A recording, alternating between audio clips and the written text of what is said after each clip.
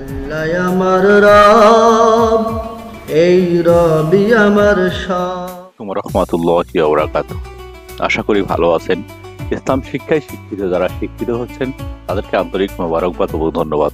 আসুন ইসলামের শিক্ষায় শিক্ষিত হয়ে আমরা জান্নাতে যে একটি সুখের অনন্তময় জায়গা রয়েছে সেই জায়গাটাতে সবাই মিলে একসাথে বসবাস করি।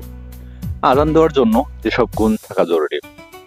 সুপ্রিয় বন্ধুরা, আজান ইসলামের অন্যতম শিয়ার বা প্রতীক। ইসলামে আজান তথা মুয়াজ্জিনের বিশেষ বিশেষ মর্যাদা রয়েছে। আবু সাইদ খুদরি রাদিয়াল্লাহু তাআলা আনহু বলেন, আমি রাসূল সাল্লাল্লাহু আলাইহি ওয়াসাল্লামকে বলতে শুনেছি, জিন মানুষ সহ যারা মুয়াজ্জিনের আওয়াজ শোনে তারা সবাইকে আমাদের দিন তার পক্ষে সাক্ষ্য দেবে। বুখারীর হাদিস এটি বর্ণনা করেছি।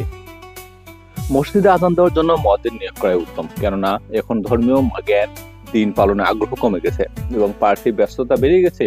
নিয়োগপ্রাপ্ত মুয়াজ্জিন না থাকলে মসজিদে যথাসময়ে আজান না হওয়ার ভয় রয়েছে।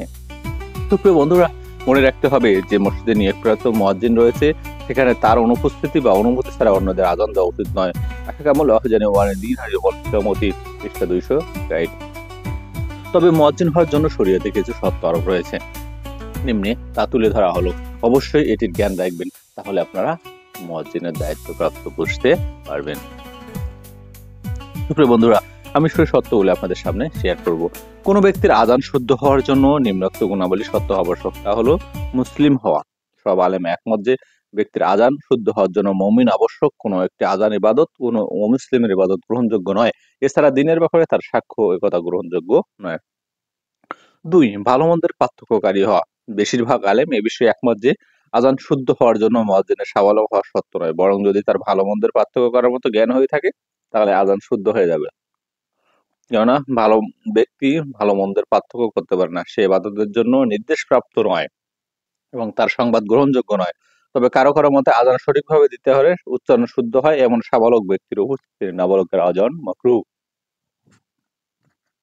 পুরুষ হওয়া। বেশিরভাগ আলেমের মতে মসজিদের জামাতের জন্য যে ব্যক্তি আজান দেবে তার জন্য পুরুষ হওয়া আবশ্যক। জমহুর আলেমের মতে পুরুষের নামাজের জন্য নারীদের আজান দেওয়া হারাম এবং তার আজান শুদ্ধ হবে না। তবে হানাফি মাযহাব অনুসারে কোনো নারী আজান দিলে তা শুদ্ধ হবে, তবে তা মাকরুহ হবে। এর পরিস্থিতিতে আবার আজান দেওয়া উত্তম। যিনি মুয়াজ্জিন হবেন তার আজান দিবেন তিনি সুস্থ মস্তিষ্কের অধিকারী হওয়া।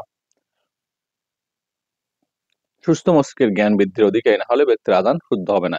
ন্যায়পরায়ণ হওয়া। মুয়াজ্জিনের জন্য আদেল বা ন্যায়পরায়ণ উত্তম। রাসূল সাল্লাল্লাহু আলাইহি ওয়াসাল্লাম বলেন, ইমাম হচ্ছেন জিম্মাদার এবং মুয়াজ্জিন হচ্ছে আমানতদার। হে আল্লাহ, ইমামদের সঠিক পথ প্রদর্শন করেন এবং মুয়াজ্জিনদের ক্ষমা করে দিন। সুকণ্ঠের অধিকারী হওয়া। মুয়াজ্জিনের জন্য সুকণ্ঠের অধিকারী হওয়া উত্তম, অর্থাৎ যার কণ্ঠস্বর উঁচু ও সুমিষ্ট হবে। কেন রাসূল সাল্লাল্লাহু আলাইহি ওয়াসাল্লাম বেলাল রাদিয়াল্লাহু মুয়াজ্জিন হিসেবে নিয়োগের পক্ষে যে যুক্তি দিয়েছিলেন তার কণ্ঠস্বর উঁচু ও লম্বা। নামাজের সময় সম্পর্কে অবগত হওয়া। নামাজের সময় সম্পর্কে অবগত হওয়া মুয়াজ্জিনের জন্য নামাজের সময় সম্পর্কে স্বচ্ছ ধারণা রাখা মুস্তাহাব, যাতে ওয়াক্তের ব্যাপারে তিনি সতর্ক থাকেন। যত সময় আজান দেন এজন্য অন্ধ ব্যক্তির চেয়ে দৃষ্টিশক্তির অধিকারী ব্যক্তি উত্তম, কেননা অন্ধ ব্যক্তির চেয়ে প্রবেশ করেছে কিনা সেটা জানতে পারে। আহকামল। আসুন সুপ্রিয় বন্ধুরা, আমরা যে বিষয়টি আপনাদের সামনে শেয়ার করলাম, আজানের যে বিষয়টি, আজান আসলে কে দিতে পারবে, কি দায়িত্ব তার, কি অধিকার তার, আসুন আমরা এই সব বিষয় নিয়ে ভিডিওটি দেখি এবং সকলের মাঝে শেয়ার করি, যাতে করে সকলেই জানতে পারে আমাদের এই ভিডিওটা এবং মুয়াজ্জিন ও মুয়াজ্জিনের কর্তব্য।